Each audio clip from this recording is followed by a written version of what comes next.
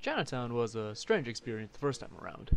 I originally first came here with my sisters to get groceries, and the only experience I've ever had with a Chinatown before this was from the various crime movies that showed them, like Rush Hour, or, that crime movie, you know the one.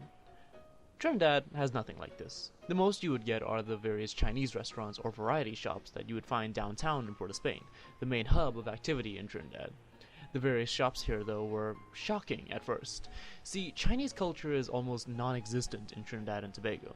There are times that it is celebrated, and that was because of Chinese immigrants first coming to the small island country on the 12th of October, 1806.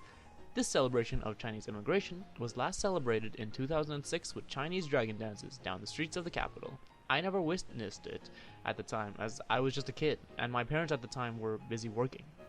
This walk, however, gave me more exposure than anything I ever had. This was before me going to China, you see, and it was what I first saw when I entered Chinatown. The bustling market, the various variety shops, the rundown old dirty windows. I came in through the usual way, from the streetcar, and the first thing I really noticed were the signs, all in their strangely old-fashioned look. As if the signs haven't changed from the 90s till now, and thus have a worn-out but vintage look of a bygone era. One detail on the signs that really jumped out at me was that they were all in Chinese characters, and these characters were in fact larger than the English translation of the signs. Perhaps a small detail to notice, but it was significant to me. See, Chinese characters in Trinidad are sometimes so small compared to the English translations that they might as well not be there at all. Most of the time, no one will even try to read them. This included me, really. I just was never exposed to Chinese language as much as I would like to admit with my family and their busy schedule, as I was just learning English verbs and nouns in the Christian schools at the time. So, to be frank, the characters of Chinese language always gave me anxiety, like I wasn't sure how I should feel towards them at all. They seemed like something both familiar and foreign, in the way that I should know what these mean, but I don't. Everyone in Trinidad kinda expects that too. Because you are Chinese, you should know how to read and speak the language. I had the fortunate, or unfortunate, experience of disappointing many whenever they asked me, "What does this mean?" or "What is my name in Chinese?"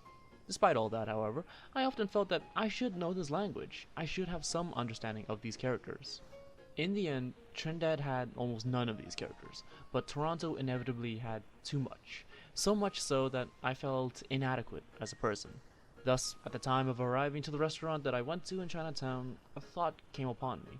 I realized just how much of a Trinidadian I was compared to a Chinese person. So, I started seeing Chinese culture as something that I needed to go back on, find and understand. Something really worth getting to know because it was expected of me, and was my right to know. But it really wasn't my right.